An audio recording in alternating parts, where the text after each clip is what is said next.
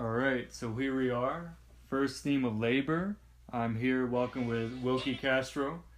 Thank you, Guy, for joining me today. No, of course, thank you so much, right, man? It's an absolute pleasure to be able to help you out with your project, man. So I appreciate it, man. And there's no one else I'd rather have in this first episode than my fiance's brother, my hey, no, I feel future absolutely brother-in-law blessed. here. I'm the first one. I'm the inaugural guest on the show. So When we make it Okay. big, he can just say, like, this is the first episode. This is where it all started. This is where it went down.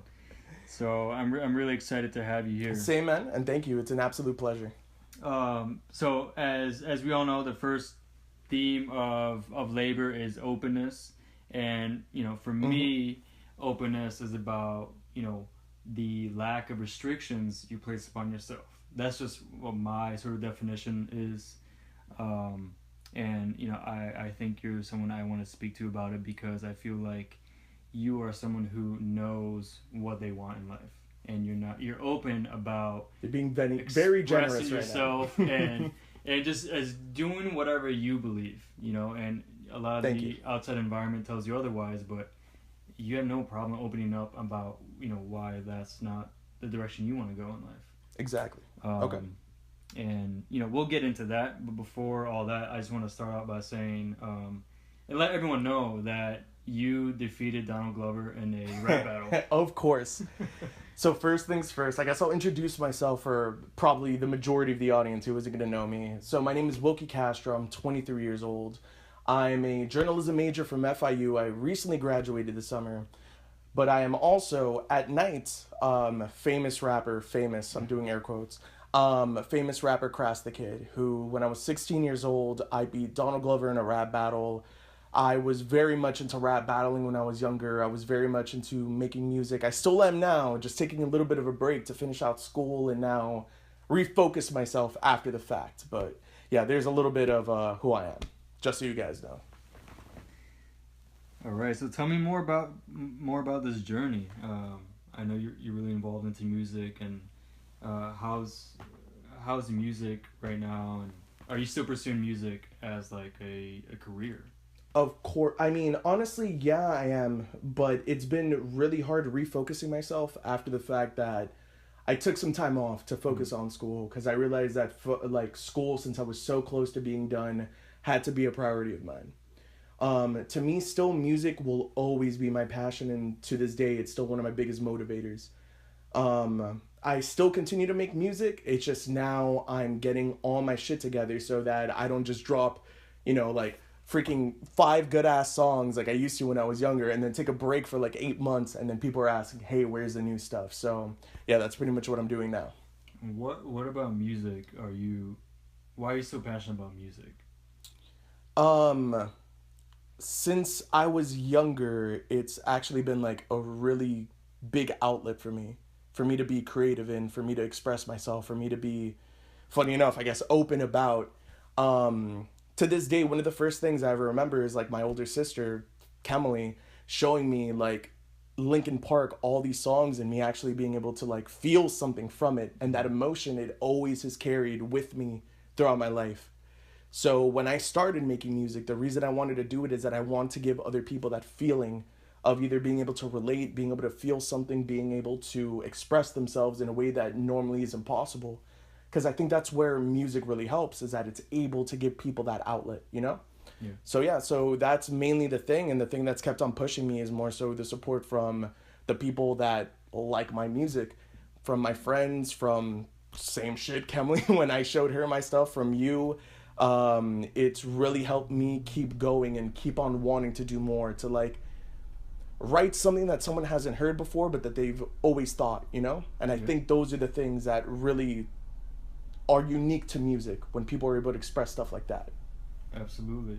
What type of music right now, like, are you into? Like, what music out there is making you feel? What do you gravitate towards right now in terms of like music? Any specific music out there you listen to? Look, I'm a bit of a snob. I'm not going to front with you. I'm a bit of a snob. So to this day, my favorite genre is always going to be rap. I'm a rapper. I make rap music. I criticize rap. I like bad rap. I like good rap. I like underground rap. I like all types. And still to this day, I will always go out of my way to try to find the next thing. You know, like if it's the next Lil Uzi Vert, if it's the next Jay-Z or whatever, I really, really still gravitate to that. But the other thing I gravitate to also is like the music that my friends make.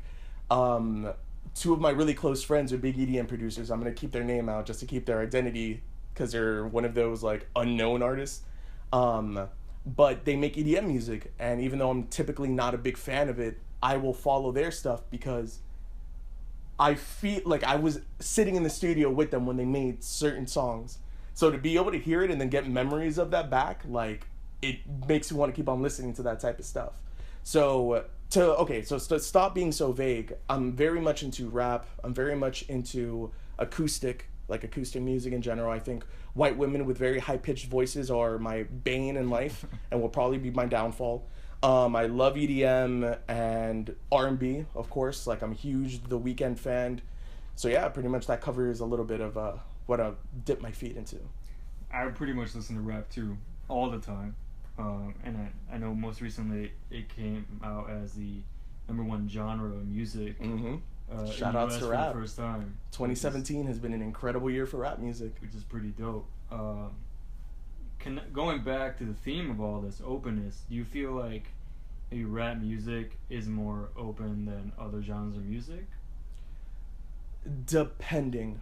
That's a really, like, I don't want to say loaded question, but it really depends on where you're looking at, because I can't say that mainstream rap is open. Yeah. Like, I think it's more so people trying to glorify a lifestyle so that other people could, like, search for that lifestyle. But I think where more open rap comes from are from the underground artists. Like, I think Kendrick Lamar is a very open rapper. I think people like that make very open music because of the fact that they're not afraid to share their good and bad experiences. Like, for example, Good Kid, Mad City. I think that's one of the, like, most open albums that I've heard in years, for the fact that he told you the story of him being into this girl, him smoking drugs for the first time, him getting way too smashed, him getting jumped, and all this stuff that happens. So stuff like that to me is where I could see people would say it's more open, and I think that's where the poetic aspect of rap comes from. Yeah. Do I think mainstream rap is open? Again, it really depends the person that you are. It depends what you're looking for. I guess that's what, like, that matters in terms of, like, what is openness, right? Yeah. Because, like, you can be open, but, like, how honest are you being? You know, like, how authentic are you being? And that's why I'm very much into, like, white girl acoustic music. For example, like, I had the same exact conversation with Kemley where I was talking about Imogen Heap, where I was talking about Feist, that they write these songs that are so much, like, they're not even trying to be relatable. They're trying to share an experience with you, something that they went through. And where you relate to it is the fact that if you've gone through something similar, they didn't write it for you specifically. They wrote it so that you could think back to something that you might have gone through. Yeah. And then that's what makes it so, like, relatable, impactful, you know? Yeah. Absolutely. No, that's awesome. I want to go back to where you are in your life right now. I know you just graduated college, you're pursuing this career. What do you think are the biggest challenges you're encountering in trying to get to your main goal, and what is that main goal for you? Honestly, being a millennial, man, like, my generation is stuck in a really shitty position of, be it, I mean, I don't even want to get into politics, but be it a president that doesn't try to help us or doesn't try to set anything up for us to succeed in the future, if it isn't the job market catering to people with more experience, even if we're more educated or even more talented or accomplished than other people. But yeah, I think those are some of the challenges. It makes it hard for a lot of people, especially creatives like me, to really succeed out here, because no one's really looking for a creative, or if they are, they're trying to underpay them. They're trying to pay you in exposure. And I hate that as an artist, trying to get paid out in exposure. Like, hey, I have X amount of followers on Twitter. I have 50K. You want to do this for me? But I'm not paying you a single cent, even though that's your job. Yeah. So that sucks. What is my end goal? My end goal literally is just to be able to work at something and not feel fucking miserable about it. Okay. Straight up. Because I think that's a huge issue that a lot of, like, people in my generation settle because that's what they've been told to do. Get a job that pays well enough for you to live. But what is life if you're fucking depressed 24/7? I think that's fucking horrible. Honestly, and that's just me, and I know it's unrealistic, but like I rather not be pessimistic for the rest of my life.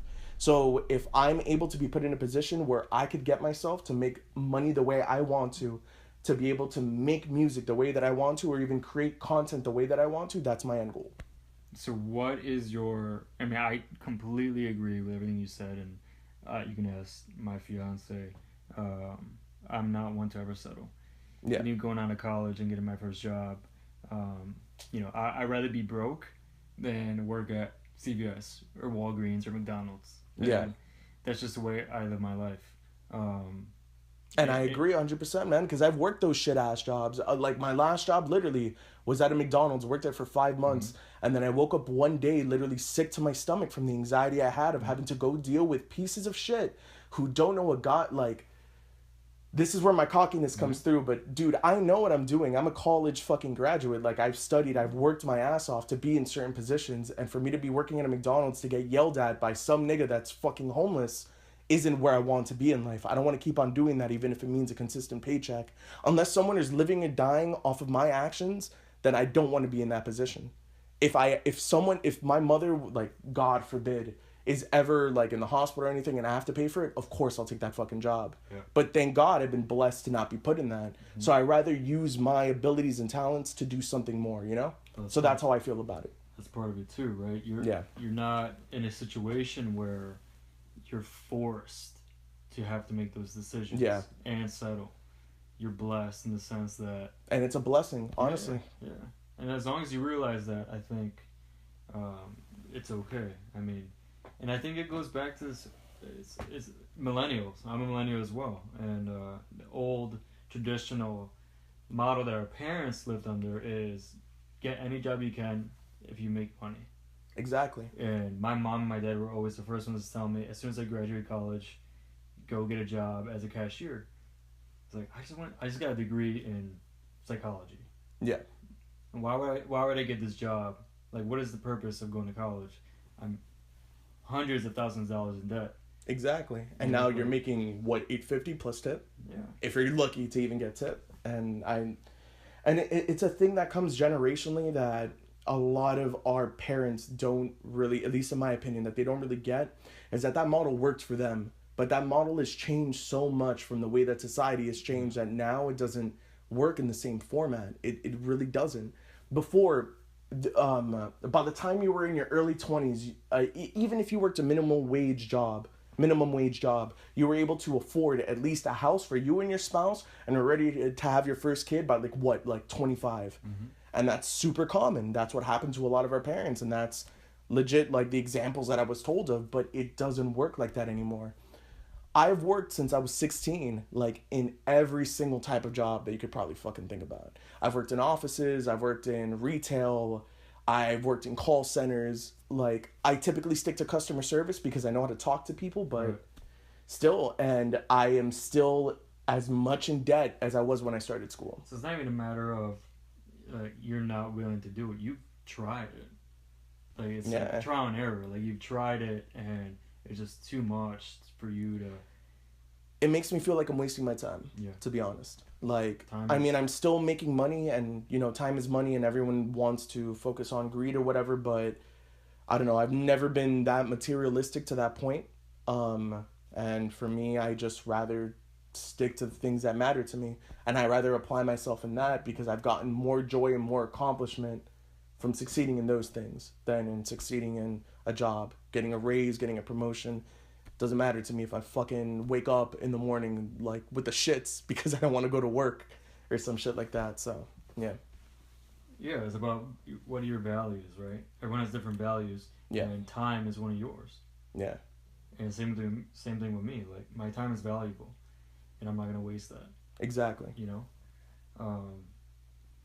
that's good stuff, man. So I wanna go back to our topic of openness and pick your brain as to like what does openness mean to you, and what role does openness play in your life? Again, like, I mean, that's why I picked this topic, because I knew it was going to be vague. Um, Again, it really always depends on the context that you look at things. I think openness is incredibly important in any aspect of your life. There's certain people that you don't have to be open with, you know? Like, of course, privacy matters too. But I think especially when it comes to stuff like a relationship, when it comes to your passions, when it comes to things that you care about, I think it's necessary. Because, you know, no one else is going to force out your feelings unless you're going to be open about it, you know? Unless, you know, you put in that situation. So, I don't know. To me, the first thing that ever comes to mind about openness is always like in relationships. And not saying I'm the fucking best person in a relationship either, but I've realized that being honest, being open, and not keeping anything away from your significant other is always one of the most important things. And that was one of the first things that came to mind when you brought up the topic to me. Because I've been through situations where pretty much like, I guess I was in a relationship and the person that I was with didn't know as much about me, like the extent to what my passions are. So then later on down the line, it became an issue. So for example, like music or even like video games, which I'm hugely passionate about because I grew up on them, they molded me into the person I am now. So even with stuff like that, where I tell them, hey, I'm sorry, I can't go out with you tonight, I'm going to a show, or hey, I can't go out with you tonight, I'm going to an event, then that's where the issues start coming in, because of the fact that it was on me that I wasn't open enough, you know? Okay. So you feel like you have a, I don't know if you're dating anyone right now. Right. I'm talking. I'm out here. I'm playing the field. I'm playing the field, like they say. But you're open with her based on your 100%. 100%. Because being open is, I guess, is also a level of vulnerability, and yeah, and people are always afraid of that. There's still this high level of like masculinity where you feel that if you're ever vulnerable, that it's a sign of weakness. And vulnerability isn't always that. It's just if you're willing to put in the time to be with someone, then you're just gonna have to be like willing to be open to a certain extent. Doesn't mean that you have to tell them freaking your deepest, darkest secrets on the first date. It means like being able to tell someone what you're into, what your passions are, what you dislike, what you do like along the line in a respectable manner. Like one of the most important things I ever got taught was in my my sexual sociology class. My favorite professor I had, he's like, as long as you respect someone, and you guys are both okay with what you guys are doing, then who the fuck cares what you're doing? Because as long as there is respect and there's no one feeling hurt at the end of the day, then who the fuck cares? And he was actually talking about super dirty, nasty shit like fucking BDSM or what. I'm not kink shaming, I'm sorry. But he was talking about shit like that, but I felt like that is so applicable to like almost anything in the way that you are with other people. If you can't be open with them to that extent, then you're not respecting them, and that's what it is. Yeah. So yeah. No, I agree. I learned from my past relationships, and I think I need to go through that. I was always very to myself, and I still am in the beginning. Like with any new person I meet, but when it comes to relationship, you have to be open. Yeah. Because, you know, especially in a relationship, because you know, it's mutual, and they expect you got to meet them halfway, and of course what it is. So. Because that's what a relationship is to me. It's a partnership, man. At the end of the day, it shouldn't be a one-sided thing, and that's another issue I've had before in the past is like me feeling one-sided in a relationship. Like me feeling like I'm the only one being vulnerable, or if I'm the only one being closed off. And that's just like, that's life experiences that you just have to go through, you know? Mm-hmm. So I want to sort of do like a rapid fire here. Shoot. Ask you some deep questions. All right. Oh, we're getting into the nitty gritty. Not that deep, but you know, I think these are questions that everyone wants to know. Okay. And I consider you a creator, and everyone I'm going to interview on this is a creator in terms of like they create the path for their vision, whatever that is. And so the purpose of this really is to find out what drives people and try to find some common elements that are successful. No matter what level of success you are in your life, I think there's a lot you can take away from anyone who's a creator. Yeah. So I just want to ask you, first of all, what inspires you? Cameron, Dipset. No, I'm kidding. Yes, them too. Of course, I think one of the craziest things that, well, okay, I'll shoot quick. Doesn't have to be quick. It's just, okay. I'm gonna shoot quick. Go for it. So, really quick, I guess I'll keep them a little bit more minimal as compared to the rest. Art inspires me. I'm a huge fan of art, paintings, any tattoo artist, anything, because I can't draw for the shit of me. And I hate it, and that's why I became a writer, because I could write way better than I can ever, like, draw. So, art inspires me. Movies inspire me. I love seeing good directors. I love seeing good shots. I love photography. Stuff like that inspires me, and I guess, like, creative stuff. And, of course, most importantly, like, good writers inspire me. It's really crazy that someone could write a 5-word sentence that can move you to tears. Yeah. And to me, that's like life-changing to a certain extent, you know? Like, you can't, I don't think you could replicate that in any other extent. That's true. That's true. So there you go. But you're not on social media, right? I'm a big Twitter fan, but I am not a big Instagram fan because that's the quickest way they'll get you banned. Been telling Kemley that since day one. Yeah, that's the only reason I'm not. Also, I'm not good at taking selfies. Like, I'm not a big selfie taker.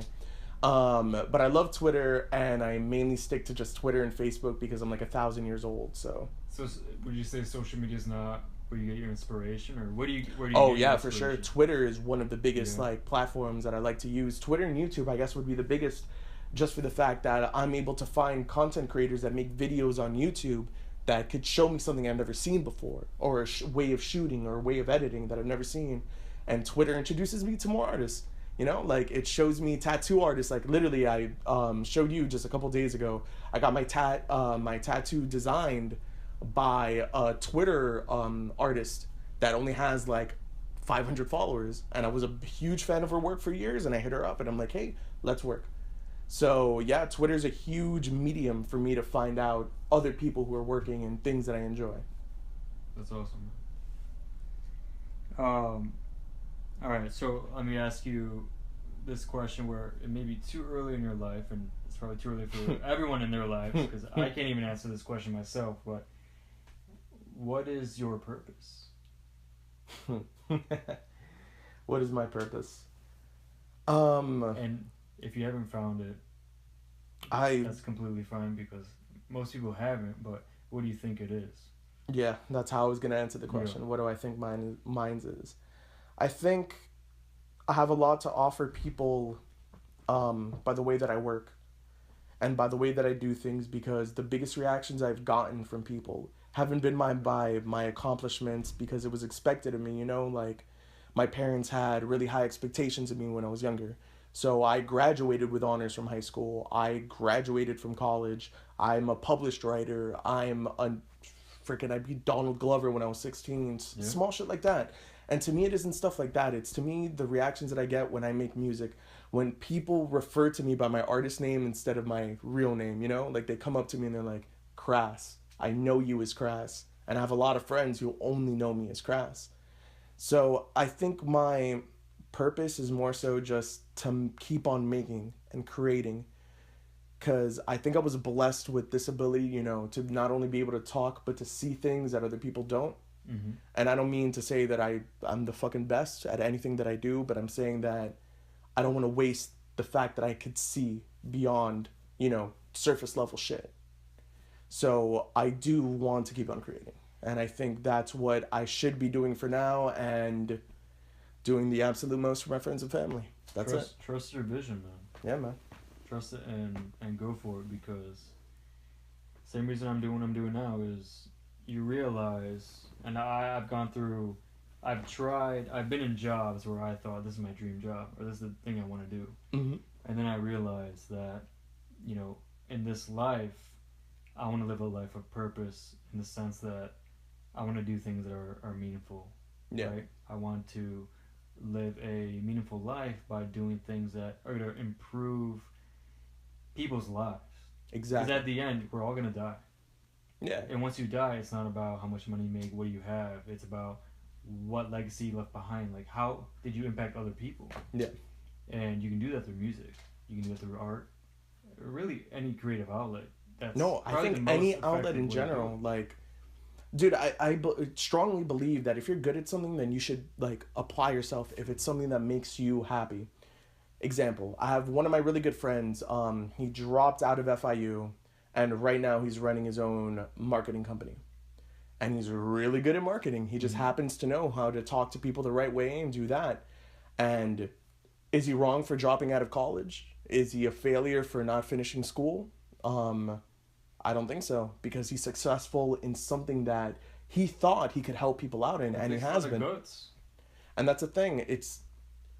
We're so used to these like models that our parents set up, where we're told a certain thing, where we're told that we have to work a certain way, and that's the only way that we'll be able to succeed. But then there's always these outliers that end up succeeding in whatever they do. And the reason they succeed to me is that they're passionate about it. And I think that's the separation, I think, between millennials and I think previous generations, the fact that passion now is meaning so much more to your work ethic as compared as it was before. Because think about how many people, like, dude, one of the most common jobs I was ever told was like, yo, go be a doctor. What if I don't give a fuck about people? What if I don't give a fuck about if you live or die? I'm not going to be a good doctor. Even though I went to medical school and I could have graduated top of my class and I could have the shittiest stats as a doctor. So that's the shit that loses me. Hell yeah. I went to school for psychology and I worked at a psych clinic and I thought I wanted to help people with their problems. And then I was dealing with people with their problems and then I realized sociology man right here, man. I don't think I can help you because your problems I don't think are problems. And I was just like the worst psychologist ever. Exactly. And I'm I not was saying like, I don't feel bad for you. You don't have a problem. But also there's like other levels to it where they'd have like 5-year-old kids do 90 question or 200 multiple choice answer questions and diagnose them with ADHD. Oh, like, of course. They can't sit in a room for 3 hours and. Because they're freaking 5 years old, of course, man. I don't believe all that, but you know, I think you hit the nail on the head when it comes to like going back to what we were saying before and like our parents and the way they grew up. I can honestly say I don't think my parents lived a life of purpose, and they lived a life that was driven by just making as much money as they could. Because that was the goal. And again, we come from also different circumstances than our parents. I mean, I can't speak for everyone because I know there's a lot of people that grow up poor, and I was blessed to grow up middle class because of the effort that my dad put in. But my parents are immigrants to this country. And I think that really motivated them because of how hard they had it over there, you know? Right. Like how simple their lives were. But the other thing that happens too is that just because you lived a simple life doesn't mean I start out with the same beginnings, doesn't mean that I have to work the same way that you did. Now you've put me in this position where I can do the things that to me are more important. And look where a lot of the money is coming from now, dude. It's people creating, it's people designing things, it's people making apps, it's people optimizing internet services, and you know, like small shit like that. And that's where I think our generation is going, and that's where I think the disconnect comes from us and our parents, you know? Yeah, absolutely. The times have changed, you know? Yeah, and you could see it, and you could see clearly. Because, like, dude, computers have only been around for, like, 20 years. And now it's, like, the biggest thing ever. Like, our parents still don't... My parents specifically, because now they're pretty much elderly. I don't even like saying that. Don't let my mom hear that. But my parents are older, so they're still trying to, you know, adjust to the whole iPhone era and, like, the whole computer era. Yeah. Like, dude, literally 5 minutes ago, I had to go turn on my printer just so my dad could print something out because he didn't understand what the fuck wasn't working with it, so... Yeah, shit like that. But I think once you get a following, once they see that a lot of people are listening to what you have to say, whether it's just a speech or through music, that's just showing that you're touching them in a way that other people aren't. Mm-hmm. They're following you. They want to hear what you have to say, and you can be impacting their lives in a positive way. And once they see that, I think that says a lot about what you're doing. Thank you. And that's honestly what I want to do. I don't care if it's 300 people, if it's 500,000, 500 million. As long as I'm able to sustain a lifestyle where I'm able to make things and make other people happy, that's what I'd rather do. Because I've realized that working for someone else's dream is just not the shit that I'm cut out to do. Yeah. I mean, I could do it. Fuck it. But who can, you know? But it's not what I want to do. I feel you, man. There you go. More quick fire questions. Quick fire. Here we go. What? This is a two-pronged question. Okay. What are your short-term goals? So, what do you want to accomplish within the next year, and your long-term goals, as in maybe 3 to 5 years from now? Sure. So short term for sure. Dude, I'm trying to get so good at editing. I'm trying to get so good at being able to do everything myself that I want to do, like from video creation to even directing my own videos, that I don't need to rely on anyone else. Because I realized that that's like one of the shittiest things about being a creative, is that sometimes you need help from other people, and a lot of times you're not gonna fucking get it. Like with Talking Shots, like, which is shameless plug. Talking Shots is my YouTube channel. Go ahead, check it out. I do great interviews. So yeah, so the hard thing is like even being able to connect with someone to even get them to lock in a date. So I'd rather be able to do my own stuff without having to rely on that. So short term, I want to be able to set up my own stream, be able to stream as often as I can, and work like a lot of the YouTube creators that I'm fans of work. I want to be able to create more music, and I want to be able to release as many videos as possible, and then gain a following that's dedicated enough for us to be able to take things to the next level, which to me is getting better production equipment, make better quality videos, and just make better shit, you know? Make better content, I guess would be the best way. Long-term goals, I guess within the next 5 years, is to be able, again, to find myself in a position where I'm happy doing the work that I'm doing. I know that's super fucking vague, but I guess if you want me to be specific, working at the exact same shit that I'm doing now, which is creating more content, doing that stuff, and being able to find something substantial that'll make me consistent money. Because that's the biggest thing right now, is that being a creative, it doesn't pay, man. It doesn't, and it's always going to be the curse of the artist. So there you go. 3 to 5 years from now, you want to be in a place where you can spread your message and get paid for it. Yes, exactly. Like, honestly, I literally want to be able to walk outside and someone comes up to me and tells me, "Hey, dude, I love that video that you did X amount of time, like X amount of years ago," that I don't even remember what fucking video it is, but just knowing that it made an impact on them so much so that they felt the need to come talk to me about it is what I want to do. All right.